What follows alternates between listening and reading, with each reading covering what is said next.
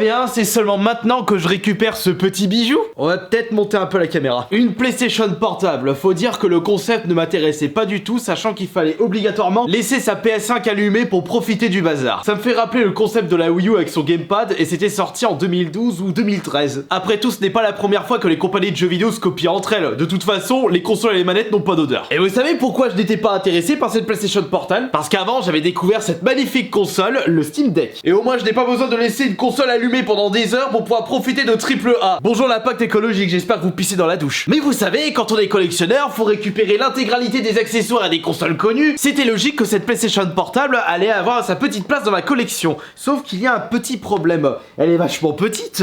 Non bon allez, on va arrêter les conneries. Il s'agit d'une Project X. Ce n'est pas une PlayStation portable, mais une fausse PlayStation portable. Oh attendez, faut que je mette une tenue spéciale. Regardez comme je suis ridicule. Oui mais attendez, les contrefaçons sont totalement interdites. Ils en pensent quoi, les fabricants de la Project X? On ne contracte pas. Je sens venir la catastrophe, mais ce nouveau test de fausse console va être gigantesque. Et pour ce retour aux sources, balancez le maximum de pouces bleus. N'oubliez pas de rejoindre mon groupe privé Telegram, on est toujours autant à discuter tous ensemble et c'est toujours un réel plaisir de pouvoir partager et de vous donner des informations en avant-première sur ce groupe Telegram. Si vous êtes intéressé, vous avez le lien dans la description de cette vidéo, vous n'avez juste qu'à inscrire votre email et c'est parti, vous pourrez discuter directement avec moi. Je vous rappelle la règle d'or dans la consommation, si vous n'avez aucun intérêt d'acheter quelque chose, ne l'achetez pas. Après c'est vrai qu'il y a zéro intérêt d'acheter une fausse PlayStation portable, déjà que de base je ne voulais pas de PlayStation portable, vous allez me demander pourquoi j'ai décidé d'acheter ça. Pour vous en proposer une vidéo évidemment, puisque vous m'avez tant réclamé de nouveaux tests de fausses consoles, c'est pour ça que j'ai décidé d'acheter ceci. Après je les payais pas trop cher, environ une quarantaine d'euros, mais je pense que ça va être 40 € de trop au vu du bordel. Mais si au moins je peux vous apporter un petit peu de divertissement et surtout de la bonne rigolade, c'est ça le plus important. On peut constater que la boîte est très bas de gamme, comme d'habitude dans les fausses consoles, ils vont pas mettre beaucoup de budget dans le packaging. De toute façon, le but des créateurs de ces fausses consoles, c'est de proposer des fausses consoles à moindre frais, le moins cher possible. Quand vous recevez ce genre de bazar, c'est toujours dans le minimum syndical, c'est-à-dire un petit peu de plastique, un petit peu de bulle et basta. Si vous le recevez à moitié abîmé, bah ils s'en foutent complet. Et j'étais en train de repenser pourquoi je n'avais pas acheté de PlayStation portable. Comme je vous le disais, le concept en lui-même ne m'intéressait pas vraiment et les exclusivités Sony, je suis en train de revoir ma collection, peut-être pour rejouer à Demon's Souls Remake en mode console portable. Mais c'est tout, y a que ça qui m'intéressait. Parce que de toute façon actuellement, je joue à des petits jeux indés qui sont évidemment disponibles sur le PS Store. Mais comme ce sont des jeux uniquement dématériels, en passant par Steam, ils sont moins chers. Et surtout, ils sont de meilleure qualité par rapport aux versions Switch qui rament du fion. En plus que tous ne sont pas disponibles sur la console de Nintendo. Oh, Rockbook, il est énorme ce jeu, je me suis remis dedans, je suis foutu. Mais nous ne sommes pas là pour parler de ce magnifique jeu. Nous sommes ici pour découvrir l'étendue des dégâts avec cette fausse PlayStation portable. À chaque fois je dis PlayStation portable, mais non, la PlayStation portable c'est la PSP, voyons, faut pas confondre. D'ailleurs j'ai cru comprendre que Sony avait l'intention de sortir une nouvelle console portable, une vraie console portable. Donc c'est-à-dire une PS Vita 2, il y avait eu des rumeurs qui sont sorties du fion de je ne sais plus quel influenceur, et je me suis dit ça peut être intéressant, une PS Vita 2 ou une nouvelle console portable, ou peut-être une console portable comme un Steam Deck mais avec les exclusivités et le service PS Plus. Moi je dis pourquoi pas, ça peut être une excellente idée. Et ça me fait rappeler cette pauvre PS Vita qui malheureusement n'a pas une vie radieuse en France, elle n'a fonctionné qu'au Japon. On n'a pas eu beaucoup de jeux. Et il n'y a pas eu de GTA, c'est pour ça que la console s'est mal vendue en France. J'aurais sorti un GTA, ça aurait cartonné. Allez c'est parti pour la découverte de cette fausse PlayStation portable. Attention, allez. Bon, au moins, même si c'est du plastoc, c'est sûr que elle allait pas s'abîmer avec le transport. Elle a traversé le monde entier. Elle a passé des semaines entières enfermée dans des conteneurs à respirer le fioul du bateau. Faut que j'arrête de partir dans les délires saugrenus. On va regarder ce qu'il y a dans cette boîte, juste en dessous du petit plastique qui maintenant sert à rien. Nous avons... Bon, il n'y a pas grand chose. Ah, quoi? Un câble HDMI? Ah bon? Ah, à mon avis, c'est parce qu'il est tout à fait possible de brancher cette fausse PlayStation portable directement sur votre écran. On rappelle le principe d'une console portable. Et nous avons un... Ouais, bon bah ça c'est pour recharger la console. Ok, c'est juste le petit câble USB-C. Et là nous avons une petite notice dont on s'en cogne le couscous. Et la boîte, bah on en a plus besoin. Il n'y a pas grand chose à se mettre sous la dent, je suis d'accord. On enlève son petit préservatif. Ouais, pas efficace. Et voici la bécane. Oh, on dirait la vraie, c'est incroyable. Ah tiens, par contre, je suis... Oh non, il n'y a pas de...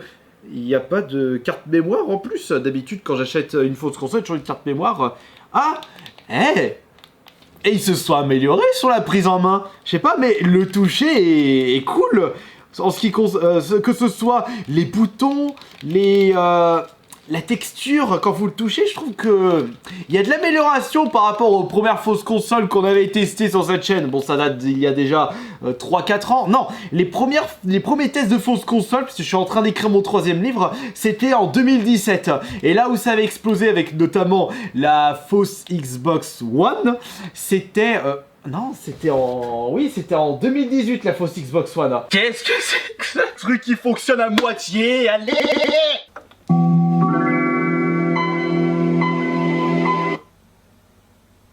Ça fait déjà 7 ans que je vous propose des tests de fausses consoles. Tu m'étonnes que ça vous avait manqué, pour ceux qui me suivent depuis de belle lurette.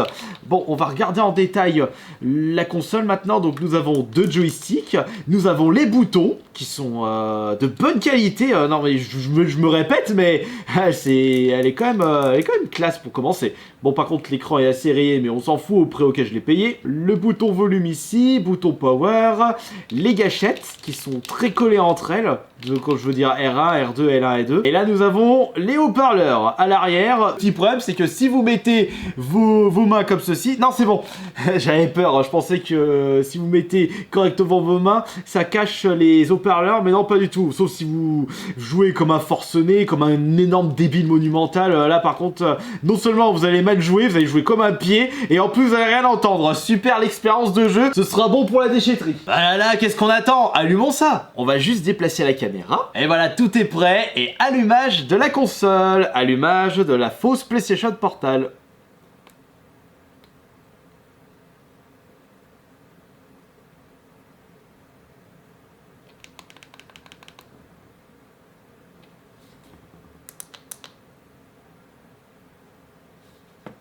Allons, bon, qu'est-ce qui se passe là? Tu vas démarrer là, suppôt de Satan? Ah bah c'est bon, fallait maintenir plus longtemps le bouton, mais qu'est-ce que je suis bête? Oh, il y a des petits jeux de lumière sur les côtés. La qualité de l'écran est pas mal. Nous avons des jeux arcade, des jeux Famicom, donc c'est la NES japonaise, Super Nintendo, Game Boy Advance, des jeux PS1. Oh, alors ça c'est intéressant, puisque comme on a 2 joysticks, on va pouvoir enfin profiter correctement de jeux PS1 sur une fausse console. Parce que d'habitude, les fausses consoles, il n'y a jamais 2 joysticks où il n'y a pas assez de boutons. Mais là, ça va être bien. On a d'autres trucs. Ah ouais, on a... Non, ça c'est les classiques arcade. Eh bien, justement, on va mettre un jeu PS1. Qu'est-ce qu'on a dedans? Il y en a qu'un seul, c'est Tekken 3. J'aurais voulu un Resident Evil 2. Comme ça, j'aurais pu jouer en mode console portable. Et je peux me le permettre, je possède le jeu chez moi. Et Tekken 3, je l'ai aussi dans ma collection, donc je peux me permettre d'y jouer. Le son est dégueulasse. Je sais pas si ça vient de la ROM ou si ça vient de la console. Non, c'est bon, le son est moins dégueulasse. Il est où, Paul? Je vais tous te les défoncer, c'est pour rien. Oh, c'était mon premier Tekken en plus. J'arrêtais pas de jouer à la démo alors que je possédais à peine la console. On va voir si je m'en sors bien. Oh, la qualité dégueulasse. Oh, c'est... Non, non, le son est nul, c'est un... J'ai du mal à jouer. Et mes coups alors? Oh, non, laisse tomber là. Change-moi de jeu, s'il te plaît, parce que là, c'était nul. On va mettre des petits jeux arcade. Ils auraient pu faire un effort sur l'interface, regardez ça. Mais qu'est-ce que je fais, là? Bon, mets-moi un Punisher, s'il te plaît. Comme je le connais par cœur, ce jeu arcade, je vais pouvoir constater si le son est bon ou pas, par rapport au Tekken 3. Bon, bah, du coup, c'était la ROM PS1 qui était dégueulasse. Puisque là, y a pas de problème. Oui mais Punisher, vous le connaissez par cœur, on va peut-être jouer à autre chose. T'as fini de beugler comme une grosse vache? Oh attends, je me rappelle ce jeu, c'est Warrior of Fate. Vas-y, je le fais. Bon, ça a un autre beat'em up, mais c'est époque féodale. Et moi, je prenais Abaca. Pourquoi? Parce qu'il est vert. Allez, les verts. Allez, Saint-Etienne. Allez, vas-y, bouffe mon cheval. C'est vrai que à l'époque, dans les années 90, il y avait énormément de jeux de ce style-là, les beat'em up. C'est des jeux très cool. Et aujourd'hui, moi, je prends toujours un peu de plaisir. Bon, c'est des trucs, tu joues pendant une demi-heure, une heure, et après, tu passes à autre chose. Sauf si le jeu en question possède de superbes musiques ou une ambiance aux petits oignons. C'est ce qui m'est arrivé avec, par exemple, Street of Rage 4. Et les autres Street of Rage. Mais je veux dire, en jeu récent, justement. C'est mieux de s'amuser pendant une heure sur un bon jeu, plutôt que de s'ennuyer sur un jeu qui dure 10 heures. Et puis après, si le jeu dont vous allez passer une heure coûte pas trop cher, une petite 5 €, vous avez passé un bon moment. Oui, dégagez, bande de fions.